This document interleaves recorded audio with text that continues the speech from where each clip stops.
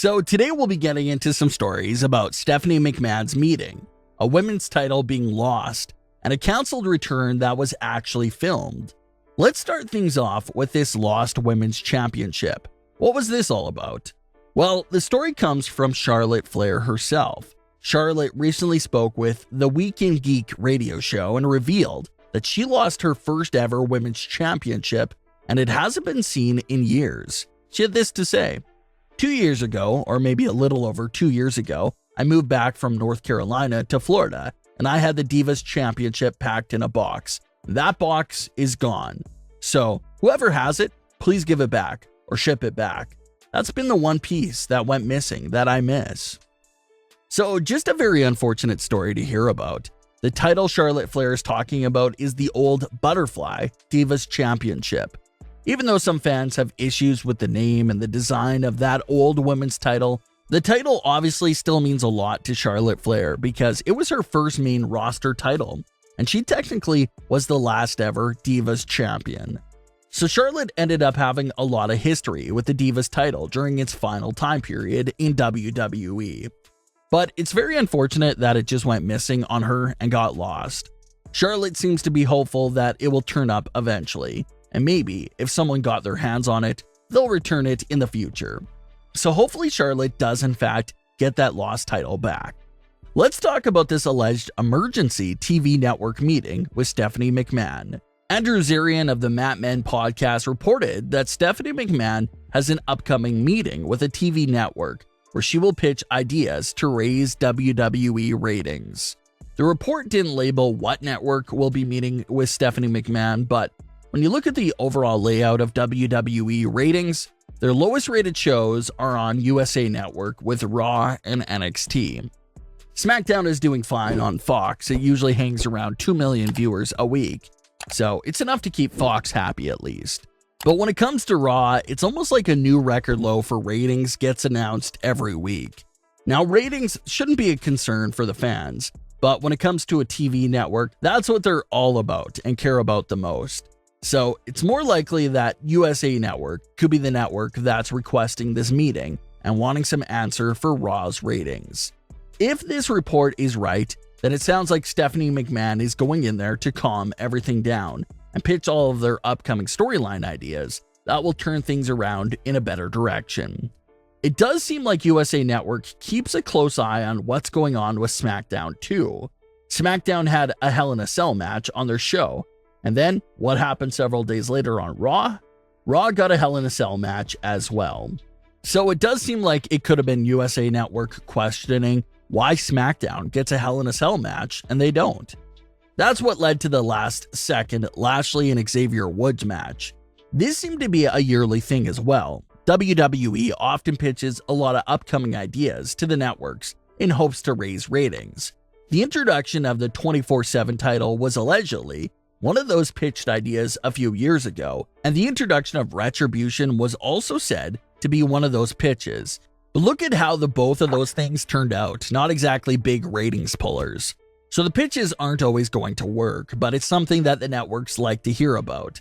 They just want to know that you still got new and big things on the way.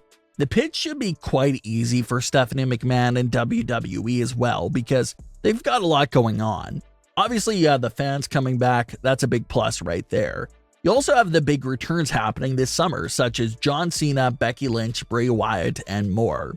So even if they just pitch those big returns and plans with those superstars returning, that should be enough to please all the networks. SmackDown has obviously become the A show, so it's definitely a good idea for USA Network to stay alert and make sure that they don't get pushed to the side. So we'll see. This isn't a bad thing at all. If the networks are pushing WWE and questioning them more, it turns out well for all of us because it means we get to see a better product. So there's no complaining there at all. A lot of fans know how things already are in WWE. There's said to be a lot of alleged rewrites of scripts at the last second. Plans are changed in a moment's notice and more chaos like that.